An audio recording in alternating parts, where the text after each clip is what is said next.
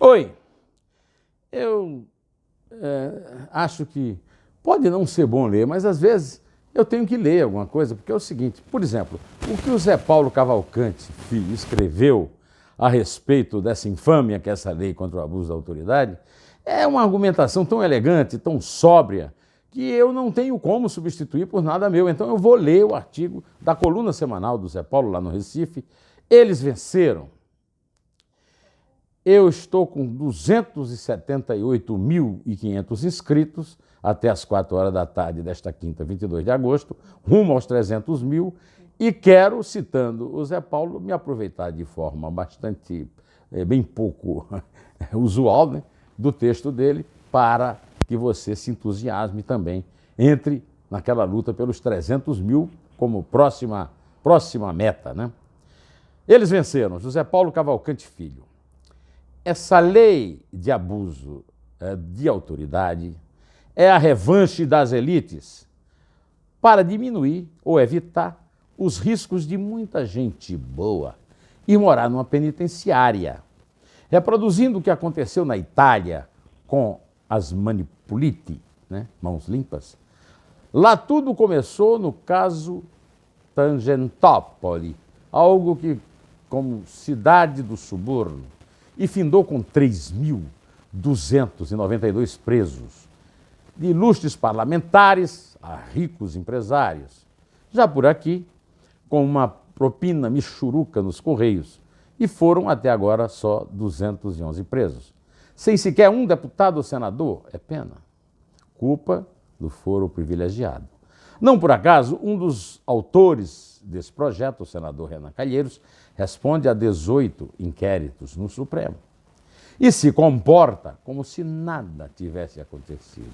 Como era grande, o risco seria mesmo natural, a reação dos poderosos. Na Itália, como no Brasil, vale tudo e muito bem orquestrado. O pacote anticrime de Moro dificilmente será aprovado. Em 15 de julho, o ministro Toffoli proibiu o uso de dados do COAF para investigações de policiais. Em 14 de agosto, nessa trilha, o ministro Gilmar concedeu benefícios a membros do esquema de Sérgio Cabral no Rio. Fosse pouco, e agora temos 2 tipos de brasileiro: os fiscalizáveis por COAF e Receita Federal, que somos nós, e os não, do Supremo e do TCU, a partir de decisões deles próprios, protegendo seus ministros, mulheres e agregados. Um escárnio. Como essa lei de agora. Fecha-se o cerco contra a Lava Jato. Cristiano Zanin, advogado de Lula, já disse que vai usar as gravações do Intercept para pedir a absolvição do seu cliente. E o Supremo, anuncia os jornais, prepara a pá de cal na sessão marcada para o próximo dia 27. Pelas mãos do ministro Alexandre de Moraes, com a criminalização apoética dos procuradores e, por fim, Lula livre. Mas há sempre uma candeia dentro da própria desgraça. Palavras de Manuel Alegre, na sua Trova do Vento que Passa. E a luz que vem dessa candeia não é amigável para os planos de alguns ministros do Supremo, por conta de 2 regrinhas da nova lei.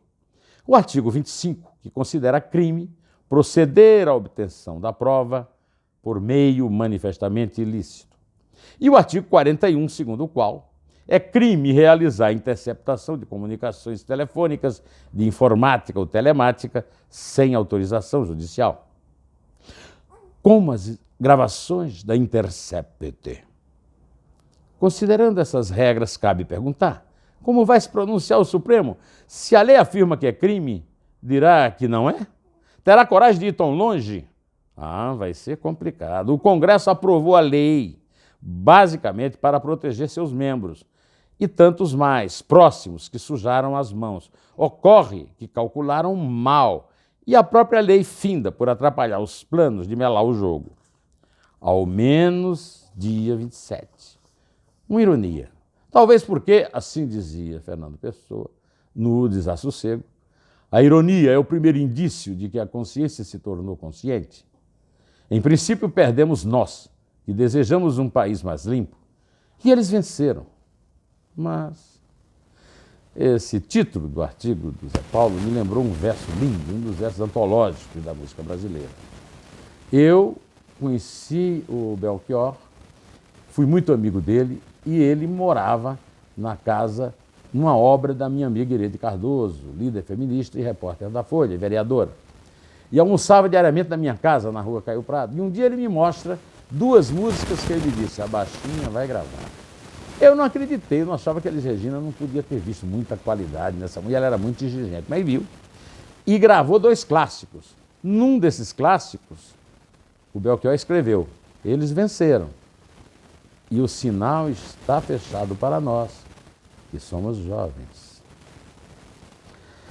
O Zé Paulo conhece bem Fernando Pessoa, um dos maiores pessoanos do mundo, né? Foi ministro da Justiça e foi membro da Comissão da Verdade e foi membro da Comissão de Notáveis que o Tancredo pensou usar para inspirar a Constituinte que não se interessou pelo projeto e devia ter se interessado. Bom, então vamos começar por quem venceu e quem perdeu. Vence Flávio Bolsonaro, o único senador do PSL que não assinou o manifesto da bancada do partido que elegeu o pai dele a favor do veto total da lei de abuso de autoridade. Bom, será que o Bolsonaro agora vai expulsar toda a bancada do PSL? Ela vai ficar com um senador só, o seu amado e protegido filhote, Flávio? Bom, papai Jair disse que quem indica o diretor da Polícia Federal é ele e não Moro. Precisa dizer mais? Então eu vou contar uma historinha que, se o capitão Jair fosse minimamente interessado em informação que não saísse do Olavo Carvalho de 2 ou 3 membros os robôs do seu filho Carlos, ele saberia. Fernando Henrique Cardoso, o Bolsonaro, nunca precisou indicar um diretor da Polícia Federal, porque na sua época mandava o Marcelo Itagibe, que chegou a ser deputado federal pelo Rio de Janeiro e tem um grupo tucano até hoje atuando sob as ordens dele. O Lula nomeou o indicado pelo ministro da Justiça, Márcio Tomás Bastos, mas não a pessoa de confiança do Márcio, a pessoa de confiança do PT, o Paulo Lacerda. O Paulo Lacerda é, até hoje, o comandante em chefe da patrulha do PT que manda na Polícia Federal, a sua parte. Mas tem um caso ainda digno de Juan Rulfo, né? Romeu Tuma manda, depois de morto, na Polícia Federal, como poucos mandam. Então, não vai ser nomeando, trocando o diretor, que tem cargo meramente administrativo, e passando por cima do Moro, dando uma canelada nele, que o Bolsonaro vai conseguir o que quer, o poder absoluto dele na Polícia Federal, para evitar que a Polícia Federal no Rio investigue de verdade o filhote Flávio. Aliás, é bom repetir aqui o seguinte, se Flávio fosse inocente, ele não precisava de proteção paterna para enfrentar inquéritos. Enfrentaria os inquéritos e sairia inocente. Se ele enfrenta os inquéritos é porque ele não quer ser investigado. Se não quer ser investigado é porque sabe que não é inocente. Até pode ser, mas ele sabe, ou pelo menos acha que não é. Pois bem, agora chega o Bolsonaro e se expõe para não expor o filho com essa crise absurda do COAF, que não merecia essa mídia toda, como eles gostam de dizer, que está no noticiário por exclusiva ação talvez uma reação da família Bolsonaro contra o fato do COAF ter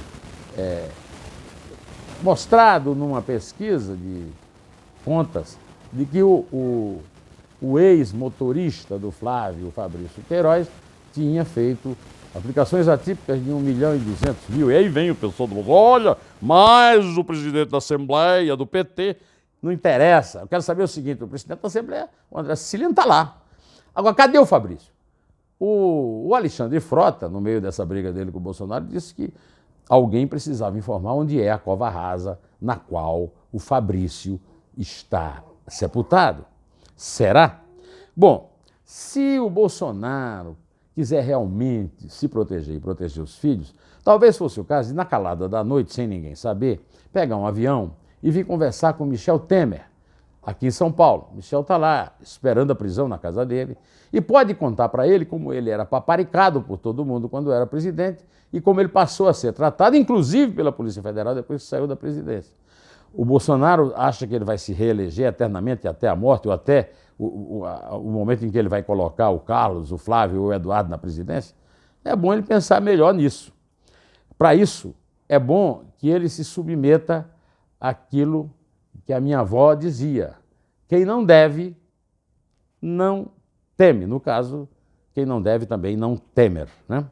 Agora, por que o coice no Moro? Por que ele precisa dar um coice e um beijo no Moro? Um coice para o Moro sair e um beijo para o Moro não sair. Será que ele se dá o luxo de bater na cangalha para o burro entender? Será que o Moro é burro? Resta saber por quanto tempo mais o herói brasileiro da Lava Jato vai ser chamado de burrico pelo capitão ao qual continua prestando homenagem, porque é o chefe dele. Bom, antes de encerrar aqui, eu preciso falar para vocês desse passa-moleque que tem o nome de Contribuição Social sobre Transações e Pagamentos. É um nome horrível, porque não é social e não engana ninguém. Também é de matar de vergonha quem achar que dá para acreditar. Se alguém acha palatável uma tarifa de 0,22% de todas as transações financeiras, nota 0, 100 décimos, para quem teve a ideia infeliz. Paulo Guedes, que não resiste a baixar alíquotas de direitos trabalhistas e compensar perda de caixa fazendo um imposto geral, pago por todos e que sacrifica mais os pobres, um passa-moleque para os pobres, propondo ao governo déficit de caixa e esforço concentrado para evitar queda de arrecadação. E Marcos Sintra, que desde que nasceu, ou pelo menos quando era assim da idade do Arthur, que está aqui ao meu lado, 2 meses e meio, ele luta pela tal lorota do imposto único. O primeiro que caiu nessa lorota foi o Guedes. Se Bolsonaro cair nessa, aí vai perder de vez até a fama de safo, né? Por fim, eu não gostaria de terminar o vídeo sem falar que o Dória perdeu a queda de braço para o Aécio. E o PSDB mostrou para ele que ele não entendeu nada. Mas Dória também não entendeu.